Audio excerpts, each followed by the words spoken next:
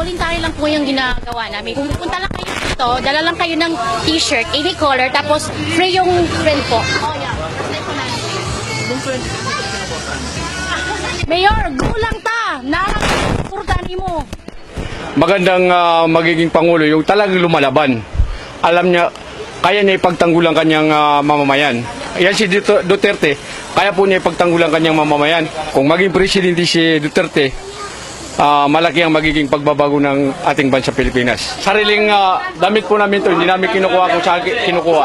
Ito sariling pera na po namin. Suporta po kay Duterte.